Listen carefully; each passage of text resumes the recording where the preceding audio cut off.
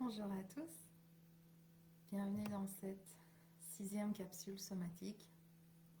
Je m'appelle Laura, je suis coach somatique et professeure de yoga informé trauma. Alors, moi je me connecte depuis le sud de la France. Je vais vraiment changer de continent là cette fois-ci. Et je serais ravie de savoir qui participe au visionnage de ces capsules somatiques. Donc, si vous regardez cette capsule, n'hésitez pas à me laisser un commentaire, que vous soyez depuis Facebook ou sur YouTube, pour me dire coucou et simplement d'où vous vous connectez. Ok. Ça me fait toujours plaisir de savoir qui est là, qui ces sujets intéressent et surtout où dans le monde on se trouve. C'est assez fascinant de voir qu'on peut vraiment être vraiment connecté à travers le monde hein, grâce à la technologie. Ok. Alors, si vous êtes en live également, parce qu'il s'agit d'une capsule live, hein, donc si vous êtes en live, n'hésitez pas à interagir et à également me dire coucou. Ok. Alors, le thème de cette 6e capsule concerne nos blocages, toujours, ok, parce que les blocages ont à voir avec l'élément terre dans la pensée chinoise. Ok, laissez-moi vous redonner un petit peu de contexte. Je suis coach somatique, j'ai une approche neurosomatique, donc on s'intéresse à la fois au système nerveux et à la discipline somatique, c'est-à-dire l'incarnation de ce qu'on ressent, pas juste s'approcher de manière un petit peu robotique, mécanique, il faut faire ça pour réguler son système nerveux, mais somatique, c'est-à-dire entrer en dialogue avec son système nerveux, avec son corps dans son ensemble, le redécouvrir avec un enrichissement de ses sensations. Et en même temps, donc je viens du monde du yoga, professeur de yoga à la base, mais également fasciné par les différentes traditions, et notamment la pensée chinoise, le qigong et le taiji. Okay. Alors, ce qui me fascine dans le qigong et la pensée chinoise, c'est l'approche des saisons, qui donne lieu au qigong médical d'ailleurs, donc les mouvements pour se soigner. Et actuellement, on est dans la saison de l'été indien. Ok, c'est quelque chose que j'ai remarqué en rentrant d'Asie vers l'Europe. Qu'est-ce qui fait chaud en Europe aussi? C'est incroyable. Moi qui pensais avoir un petit peu plus de fraîcheur, non. Non, non, il fait vraiment chaud. Donc on est pleinement dans la saison de l'été indien. Et l'été indien est associé à l'élément terre. Okay, donc c'est un peu un moment propice pour travailler, cultiver l'élémentaire en soi. Et cet élémentaire nous invite à prendre conscience des fonctions de notre corps, des temps de notre corps, la temporalité du corps. Et ça, c'était la capsule précédente, la capsule 5 sur la temporalité du corps et voir de quelle façon elle est différente de la temporalité de l'esprit, la temporalité de l'horloge. Le temps a le corps a son propre temps, sa propre temporalité. Et cette temporalité a à voir avec les fonctions du corps. Okay. Ces fonctions du corps, ce sont celles de la digestion, typiquement. Okay. Et puis par extension, il y en a d'autres également. Mais on peut penser voilà, à la fonction de réception, de digestion, de triage, d'absorption et de nourrissement, et puis d'élimination et de repos. Okay. Et quand on s'approche à nos blocages, en fait, on se rend compte que nos blocages mettent en lumière la temporalité du corps et le cycle qui est empêché ou qui est en déséquilibre dans le corps. Ok. Alors, je suis consciente que absorber ça de manière absolument théorique, absorber ce partage de manière absolument théorique, ça va rester un petit peu juste cognitif, on ne va pas bien se l'approprier. Donc j'ai envie de vous partager cette capsule aujourd'hui qui va examiner un petit peu les liens entre les différents types de blocages qu'on rencontre tous dans notre vie et les fonctions du corps qui sont impactées par ces blocages-là. Okay. Et pour vous partager ça, j'ai envie de vous guider à travers une petite imagination, une sorte d'hypnose. Okay. Pour absorber ce contenu de manière beaucoup plus somatique, okay, beaucoup plus personnelle et parvenir à se l'approprier directement. Car on sera en train de ressentir avec le corps ce contenu au lieu de juste le percevoir à travers notre mental. Alors pour ça, je vais vous inviter à décoller les yeux de l'écran si vous regardez l'écran. Et surtout, ne faites rien d'autre pendant que vous êtes en train d'écouter cette capsule. Ok, soyez juste tout entier dédié, votre attention toute dédiée à ce petit voyage en vous-même. Quittez les yeux de l'écran, regardez autour de vous. Notez par exemple la couleur rose dans votre espace. Sur quel objet vous pouvez observer la couleur rose? Regardez tout autour, même derrière vous. Ensuite la couleur bleue, est-ce que vous pouvez voir la couleur bleue quelque part?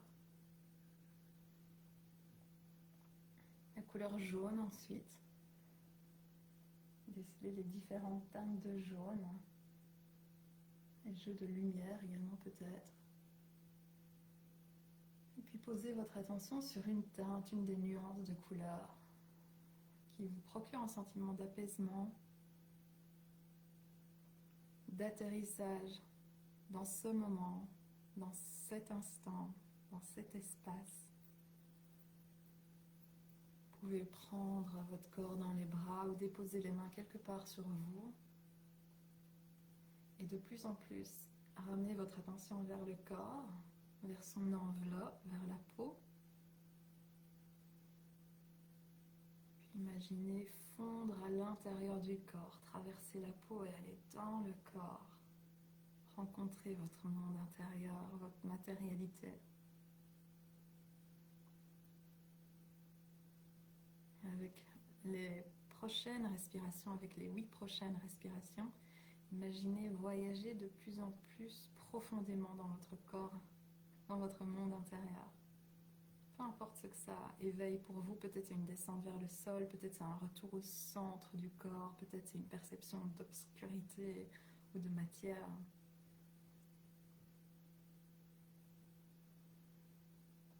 Chaque expire, avec ces 8 expirations suivantes, invitez votre attention dans les profondeurs de votre corps.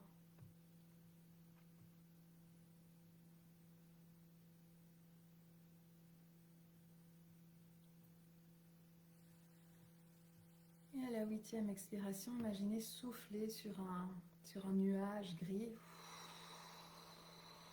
Et puis, au fur et à mesure que ce nuage se dissipe, découvrir un paysage. Et derrière ce nuage se trouve un paysage naturel, comme une forêt, sur laquelle vous pouvez avoir une vue d'ensemble, vous pouvez zoomer, dézoomer sur ce paysage. Et je vous invite à dézoomer, à prendre conscience du paysage dans son ensemble, avec le soleil qui rayonne quelque part dans un coin du ciel. Imaginez cette forêt avec des cours d'eau, des ruisseaux, une faune et une flore assez riches. Et ça va être notre point de départ pour l'exploration de nos blocages et des fonctions du corps. Okay. Donc avec ce paysage, demeurez bien présent à ce paysage et puis repérez un ruisseau quelque part qui coule doucement à travers cette forêt. Zoomez un petit peu dessus. Observez la manière dont cette eau du ruisseau poursuit un mouvement naturel, libre, négociant des virages, se fraye en chemin à travers les pierres, qui ralentit et puis qui accélère de manière absolument libre, organique, naturelle, qui creuse son chemin à travers le paysage de cette forêt, de manière absolument naturelle, fluide et en harmonie avec les contours du paysage. Dézoomez ensuite du ruisseau et voyez comme cette abondance d'eau fluide qui irrigue le paysage permet d'entretenir la faune et la flore du paysage. Observez cette harmonie entre l'irrigation que le ruisseau fournit à la terre et les espèces vivantes, animales et végétales qui profitent de cette irrigation. de ce nourrissement de manière naturelle. Le jour se succède à la nuit et les saisons se succèdent à chacune d'entre elles. Prenez un moment pour observer comment ça vous fait sentir cette visualisation d'un paysage naturel où l'énergie, l'eau circule de manière libre, fluide, organique et nourrit le reste du paysage et les habitants du paysage. Peut-être un sentiment de confort, d'espace en soi, voire de chaleur. Observez ce qui se passe ensuite si, dans ce paysage, il y a une chute de pierre qui bloque une partie du ruisseau. Que des marmottes ont commencé à bâtir un énorme barrage sur la rivière de sorte que le mouvement qui devait être rapide se ralentit complètement. Et que cet empêchement de la fluidité du mouvement nourricier commence à assécher une partie du territoire, tandis que l'eau s'accumule et commence à stagner, avoir une odeur un peu nauséabonde. Ça perturbe le reste de la faune et de la flore tout autour du paysage. Comment est-ce que votre corps se sent désormais? Quelles sont les impressions, les ressentis?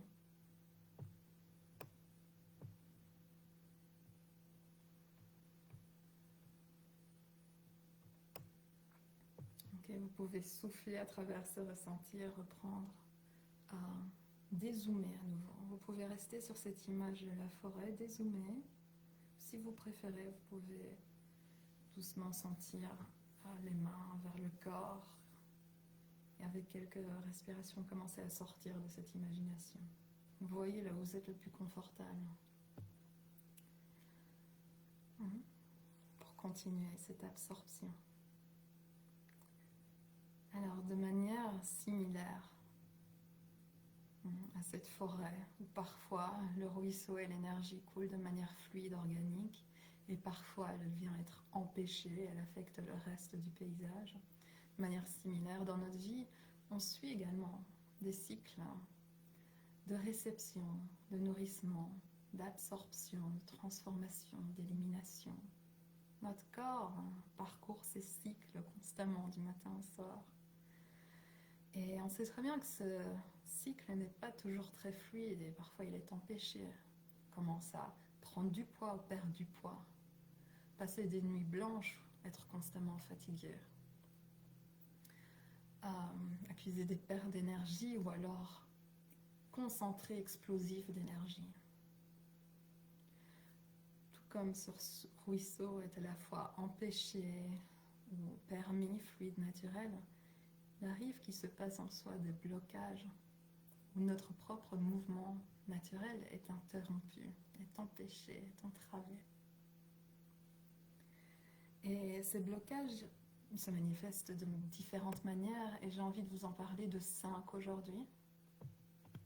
Si vous êtes à nouveau avec la perception du paysage où l'eau ne circule plus correctement, vous voyez qu'il y a certains endroits de votre paysage qui manifestent de la rétention. L'eau ne s'écoule plus et on ne peut plus non plus accepter un autre cours d'eau, sinon ça va risquer le débordement. Il y a ce barrage des marmottes ou de pierres qui sont tombées, qui ont coupé la rivière et une partie du paysage ne sait plus recevoir à cause de ce blocage. Et l'autre partie ne peut pas recevoir plus d'eau parce que c'est déjà trop non plus. Rétention. Comme notre corps fait lui-même également de la rétention d'eau, n'est-ce pas? Et de la même manière, pas seulement au niveau du corps physique, mais également émotionnel, mental, on peut retenir nos émotions, des pensées, des expériences, sans les laisser suivre leur cours naturel. Pas seulement ça, mais aussi on peut être dans un trop-plein déjà,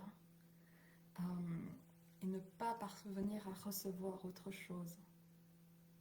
Ça témoigne ici d'une certaine stagnation. On est dans une stagnation intérieure, émotionnelle, mentale et donc physique.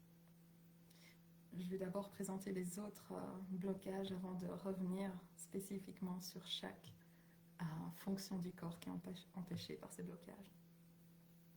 Dans notre paysage intérieur, on réalise également une résistance au changement.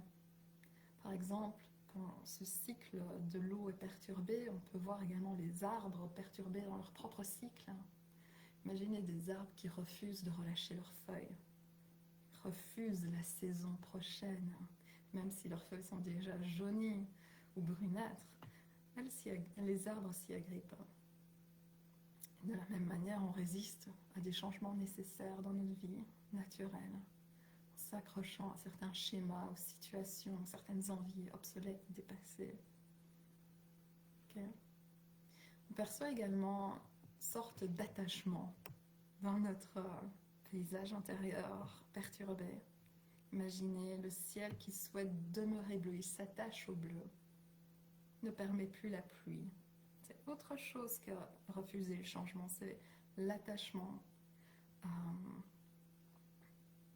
du ciel bleu au bleu de son ciel, ne permettant plus la pluie. Imaginez également une paire d'oiseaux, une paire d'inséparables dans la forêt, dont l'un meurt et l'autre est tellement attaché à la présence de son oiseau partenaire qu'il se laisse mourir également. De la même manière, on a un attachement qui parfois devient déséquilibré, excessif, on va dire, pas seulement à des possessions matérielles, mais aussi et surtout à des pensées, à des émotions, à des narrations intérieures, qui créent un encombrement qui entrave notre croissance. On constate également un autre type de blocage dans notre paysage intérieur qui est le refoulement.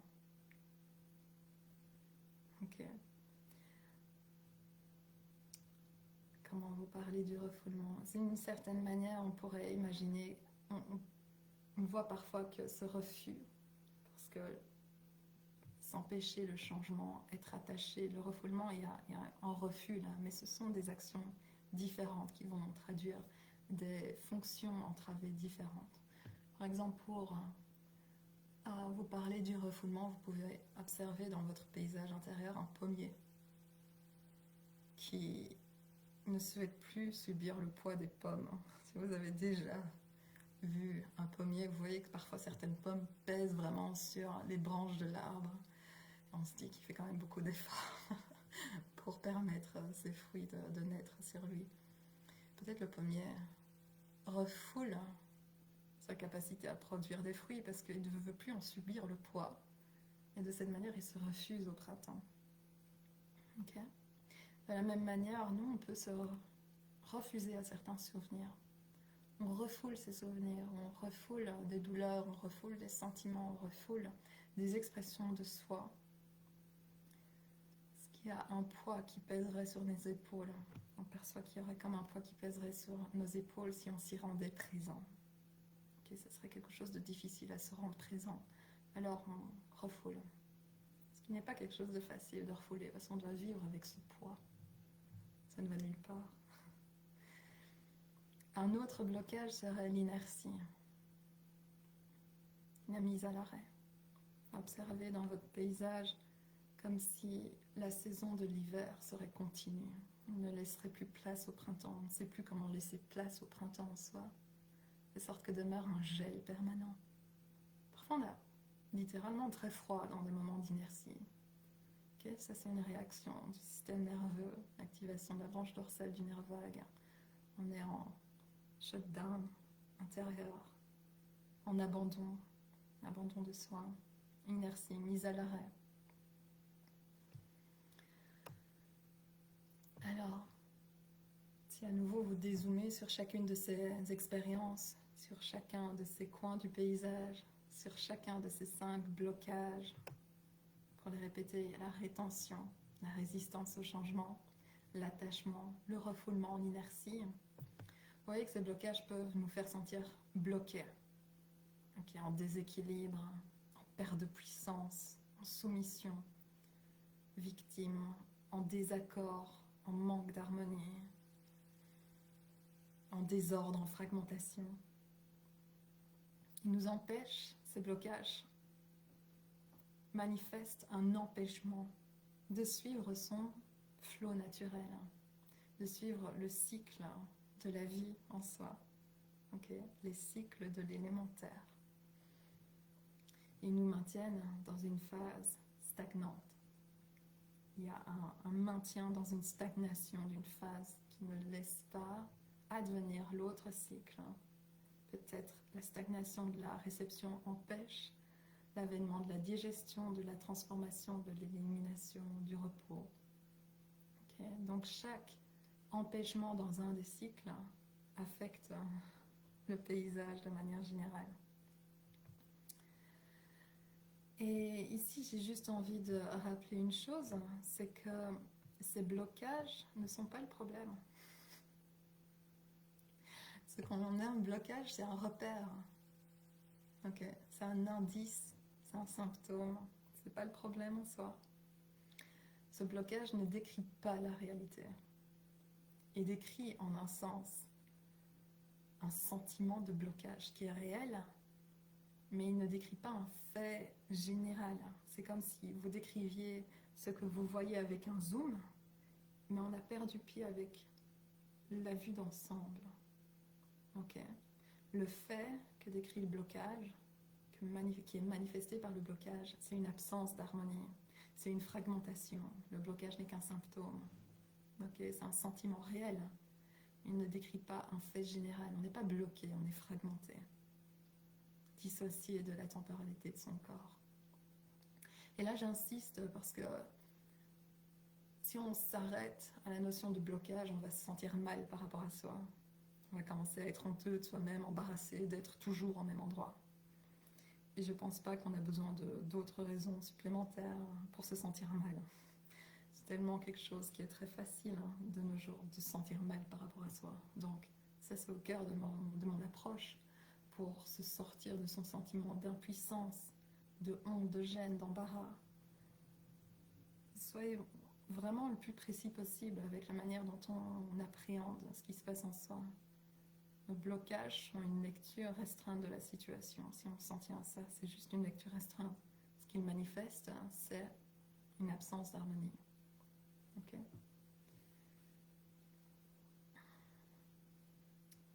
Et je pense que je vais m'arrêter là juste pour le petit rappel.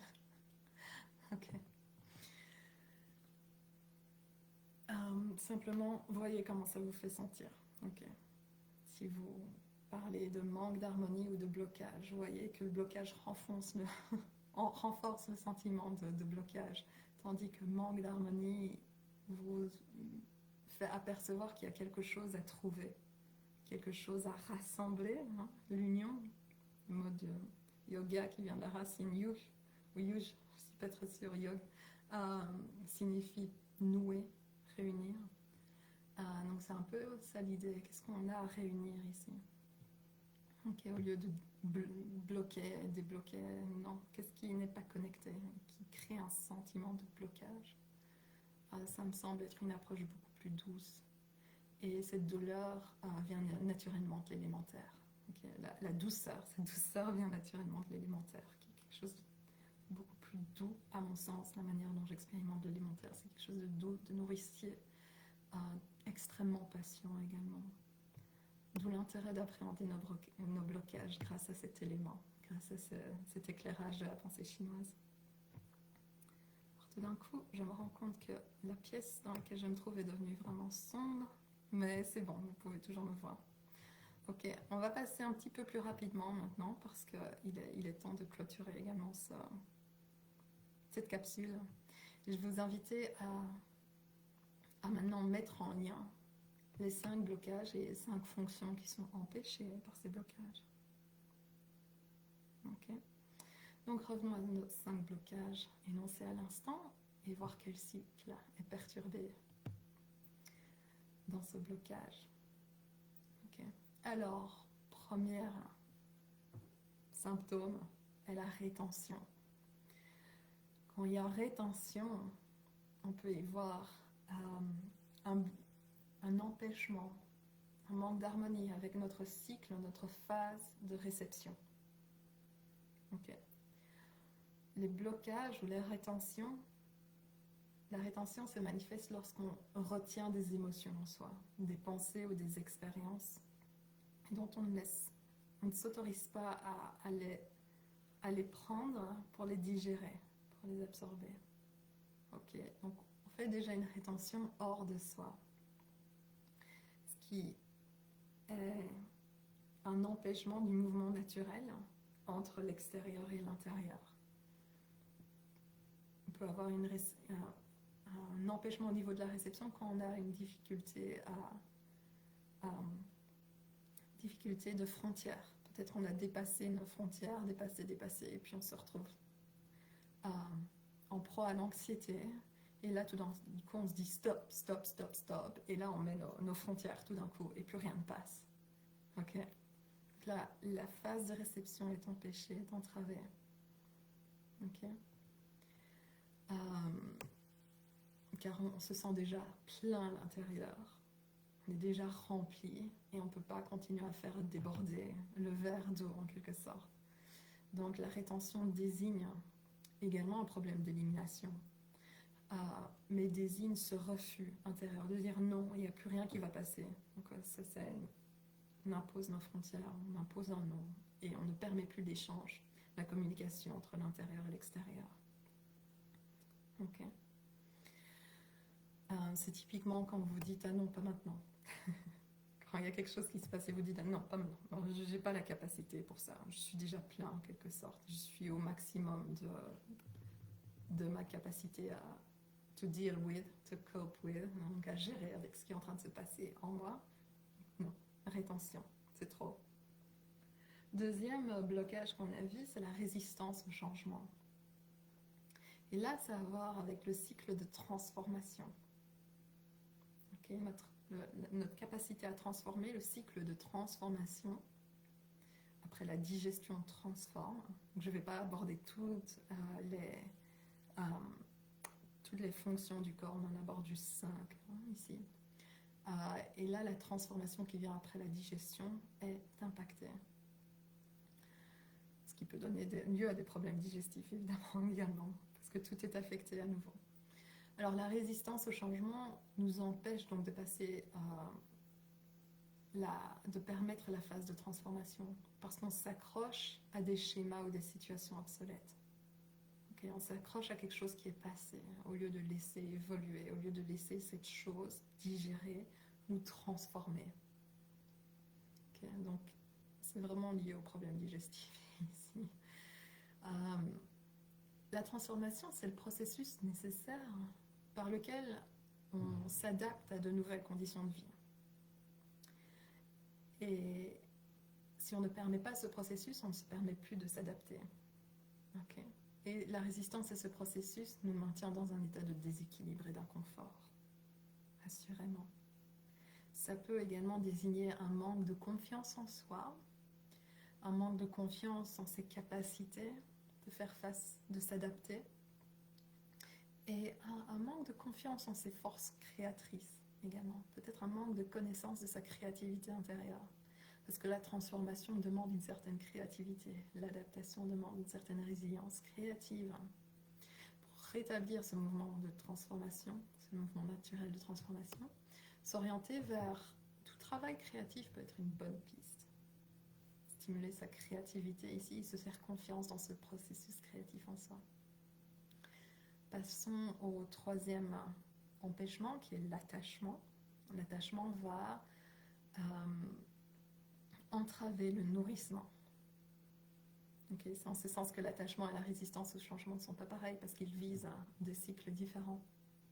En ce sens, l'attachement excessif, en déséquilibre, malsain en quelque sorte, que ce soit aux possessions matérielles mais également aux idées, aux envies, aux pensées, aux relations, entraîne un encombrement émotionnel et mental. Il y a trop, donc on ne peut pas recevoir plus, on ne peut pas recevoir quelque chose de différent. Il y a un blocage, il y a un arrêt, une stagnation dans la possibilité de se nourrir de quelque chose d'autre, parce que l'attachement à une émotion, à une pensée, prend déjà toute la place, sorte qu'on ne puisse pas prendre un autre point de vue. Il y a également une certaine résonance avec le processus créatif ici, de permettre de transformer, mais le problème désigne bien le nourrissement. On n'est plus nourri.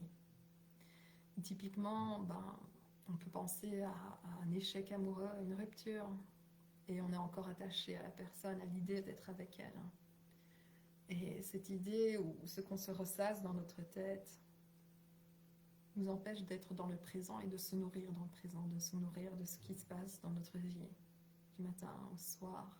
Parce qu'on est tout attaché dans un passé, ou attaché dans un futur, attaché par une idée ou autre chose, qui nous fait perdre pied avec l'instant présent.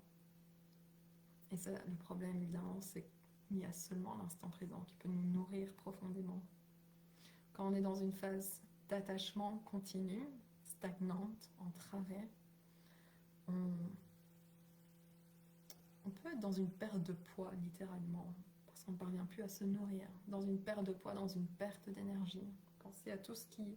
Ces moments où vous êtes déconnecté de l'instant présent, peut-être un moment un peu plus d'état dépressif, de dépression, vous êtes peut-être attaché à un idéal ou en dépression, on n'a plus tellement d'idéaux, j'ai l'impression, on est vraiment en chute libre.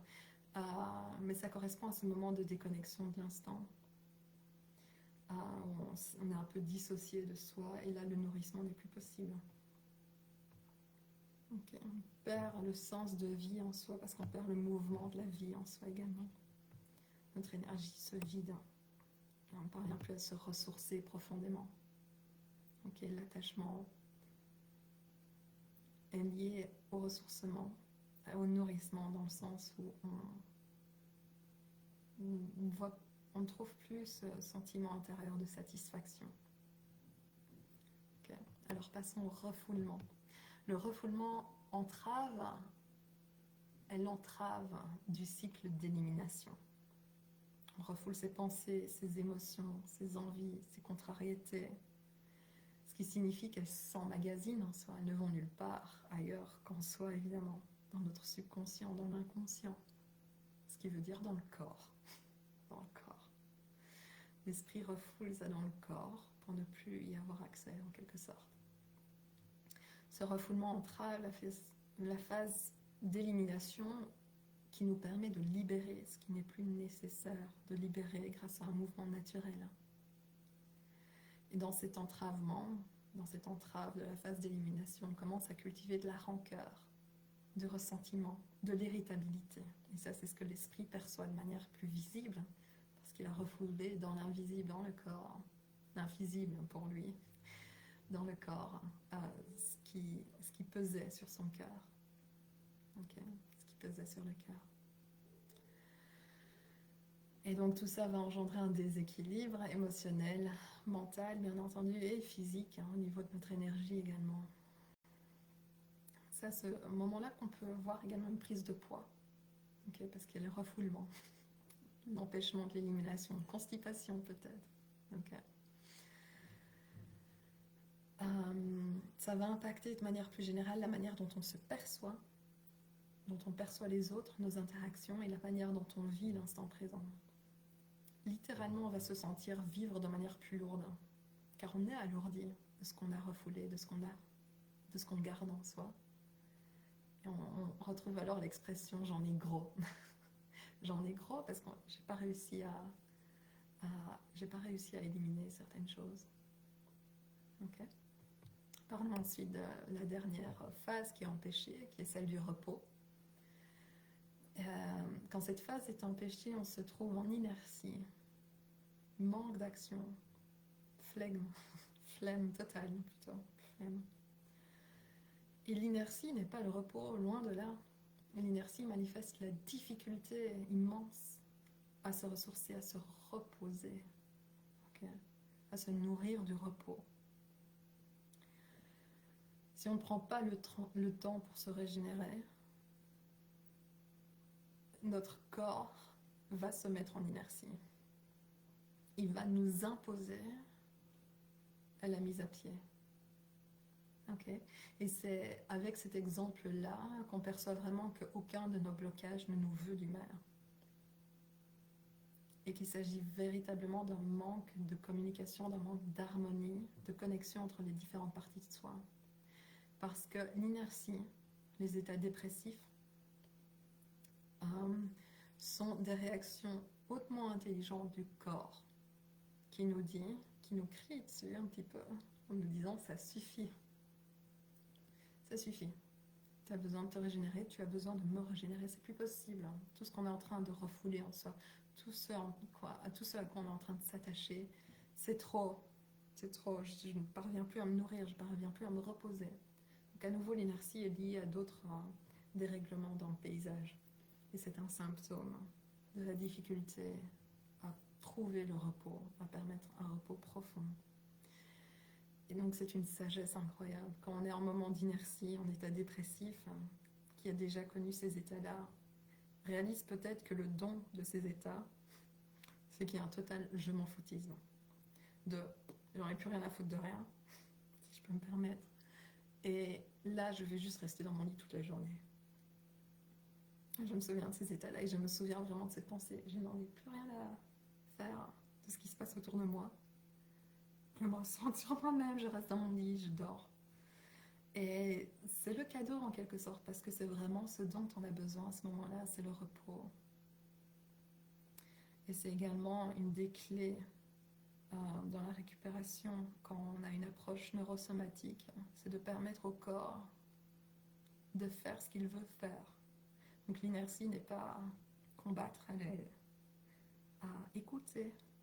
Et écouter dans le sens où on perçoit qu'on a un besoin énorme de repos, que partie de soi doit absolument se reposer. Notre corps a absolument besoin de se reposer. Et au lieu de lutter avec cette inertie, on va observer comment elle nous murmure son besoin de repos, comment est-ce qu'elle nous guide, comment est-ce que je peux me permettre de m'arrêter pour permettre le repos. Ok.